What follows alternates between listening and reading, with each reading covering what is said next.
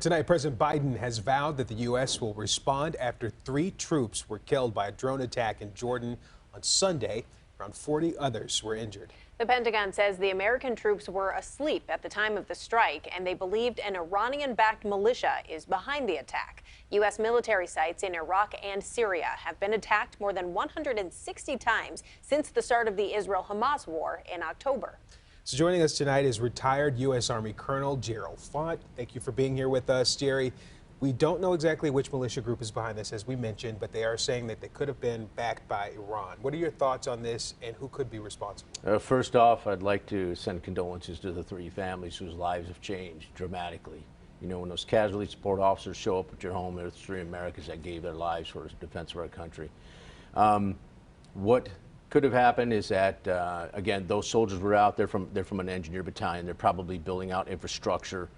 Tower 22 is one of the fortresses along the bermed up border in Jordan. Each one of the countries, Jordan, Iraq, and Syria, all have bermed their borders because they're just lines in the desert.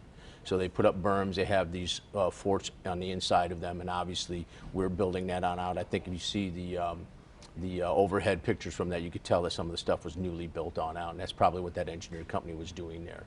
How they got this to happen, there's a tactical operations center, even if it's a base operations center for every single one of these bases, and you have each one of the war fighting functions, meaning maneuver, fires, protection, each one of them represented there. So it sounds as if this was a fault, a technical fault, but also a procedural fault with regards to having one of our own drones return to base. As a Ranger and being on the ground as an infantryman, I will tell you the most dangerous time that you have is either when you leave friendly lines or when you re-enter friendly lines. And the reason being is that your troops are on alert. The enemy could also be coming in, and there could be confusion. So what it sounded like was that they didn't deconflict the return of this drone.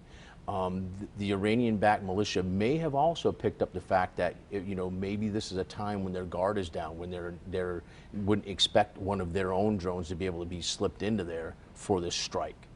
The other possibility is, are they able to get some kind of dual-use technology as a jammer, so that if they could have been jamming a signal? Don't know. I would probably rely more on the first one, that this was a procedural and technical issue insofar as the drone was flying low and they didn't deconflict the 2 of them properly at the operations center. When you talk about an Iranian-backed militia, this is something we've heard and discussed with you quite a bit in recent months, particularly with everything happening with Houthi rebels in the Red Sea. When we say Iranian-backed, how much of a relationship is that? Is that direct control by Iran, or is it funding or something in between? It's the funding, it's the training, it's the giving them the drones, the rockets, etc. And sometimes it is actually command and control. And any idea as to what this one was? Would this be considered an indirect strike by Iran? You could see this as an indirect strike by Iran. Yeah, I think we've discussed this before, and you guys have asked great questions.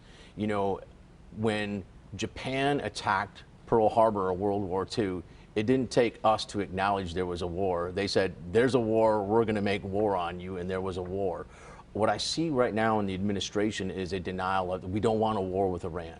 Well, it doesn't matter if you don't want a war with Iran. There could be a war with Iran from their perspective, and they're doing it through proxies. They're not foolish enough to go through direct conflict with us nor the Israelis, because Israel has a history in the Middle East of doing quite well in direct conflict. Again, we're a world superpower. You know, something that was similar to this was an Iranian mine struck a U.S. Navy frigate in the Persian Gulf. And President Ronald Reagan took out half the Iranian Navy. And you know what happened after that? Not a whole lot, because there was no activity out of the Iranians for years because we took out half of their Navy. Now, real quickly, you say that the U.S. Is promising a response. What could that look like before we go to break? Sure. I mean, it could be air. It's most likely going to be airstrikes. You know, again, we're very reticent to put boots on ground.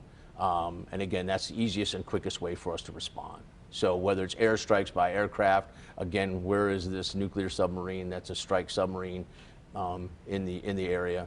They could launch sea-launched cruise missiles against them. There's a whole package of things that we could strike and strike with. But it's time to strike.